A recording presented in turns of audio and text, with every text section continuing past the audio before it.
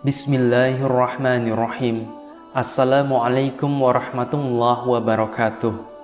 Sahabat yang dirahmati Allah, sebagaimana dikisahkan pada video sebelumnya bahwa kepergian Nabi Ibrahim dan istrinya Sarah ke Mesir menyisakan kezaliman yang dalam, di mana istri beliau saat itu diperlakukan dengan buruk oleh penguasa Mesir.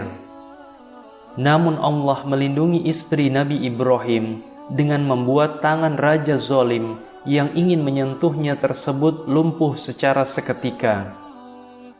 Sehingganya Sarah berhasil keluar dari istana raja dalam keadaan yang baik karena perlindungan dari Allah Azza wa Jalla.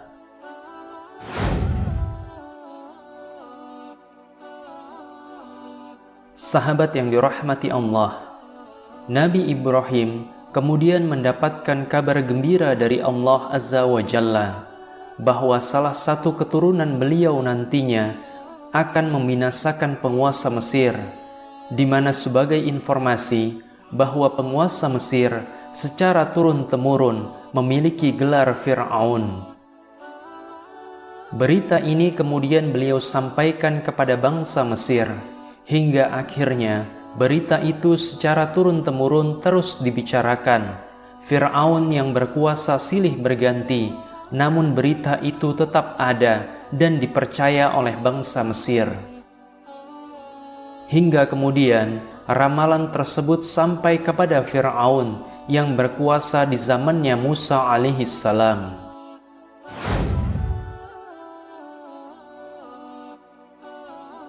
Sahabat yang dirahmati Allah, Bani Israel sebagai cabang keturunan dari Nabi Ibrahim adalah kaum yang masuk ke negeri Mesir bersama dengan Nabi Yusuf alaihissalam. Mereka tinggal dan mulai memasuki setiap kawasan yang ada di wilayah tersebut. Dalam kurun waktu 300 tahun, Mesir sudah dipenuhi dengan keberadaan Bani Israel, sehingga kaum ini menguasai berbagai bentuk sumber-sumber kekayaan di negeri tersebut. Saat Bani Israel mulai merajai berbagai sumber daya yang ada di negeri Mesir, maka pada saat itu kecemasan Fir'aun memuncak. Ia semakin khawatir jikalau kabar mengenai keturunan Bani Israel yang membinasakan dirinya benar terjadi. Fir'aun melihat bahwa semakin hari mereka semakin menjadi tuan di negeri yang ia pimpin. Perdagangan dan bisnis yang strategis ada dalam genggaman mereka. Bahkan banyak aset kaum asli Mesir berada di tangan Bani Israel. Bukan tidak mungkin kekuasaan yang dimiliki oleh keturunan Ibrahim alaihissalam tersebut akan mencapai istana Fir'aun di kemudian hari.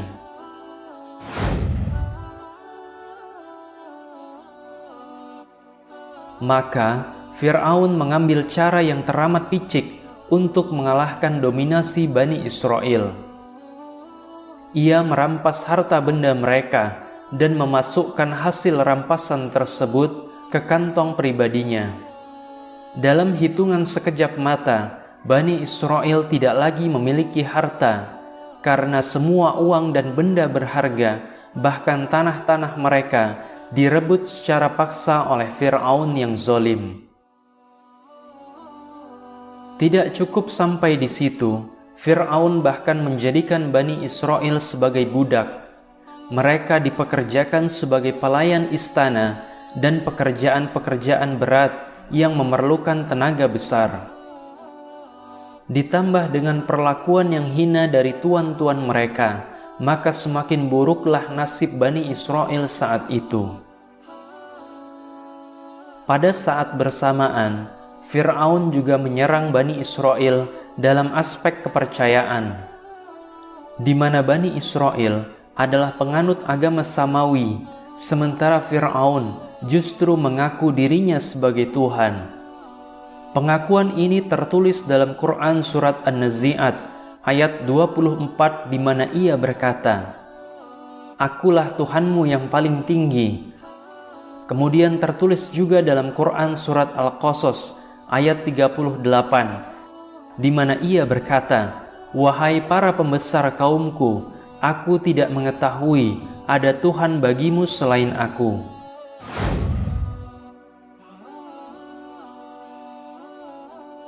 Sahabat yang dirahmati Allah, kewaspadaan Fir'aun akan lahirnya keturunan Ibrahim alaihissalam yang akan menghancurkan kekuasaannya semakin hari semakin ia tingkatkan. Puncaknya ketika ia meminta orang-orang istana untuk menyebar ke seluruh penjuru Mesir demi membunuh setiap anak bayi laki-laki yang lahir dari rahim wanita Bani Israel. Sehingga setiap bayi laki-laki yang lahir, maka bala tentara Fir'aun sudah siap menyembelihnya. Sungguh sebuah kekejaman yang belum pernah terfikirkan oleh kita semua.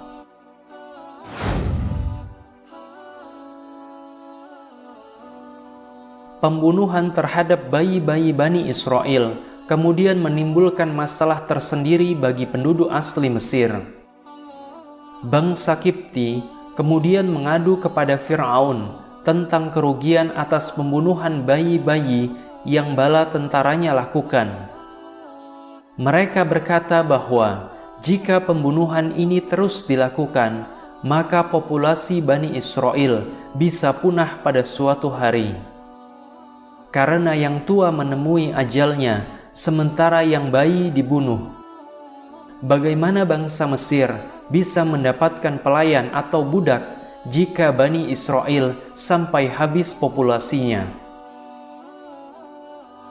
Fir'aun menanggapi persoalan ini dengan menerbitkan sebuah aturan baru, di mana pembunuhan atas bayi laki-laki Bani Israel dilakukan 2 tahun sekali. Anak yang lahir di tahun ini dibiarkan hidup, sementara yang lahir di tahun depan akan dibunuh, dan begitu seterusnya.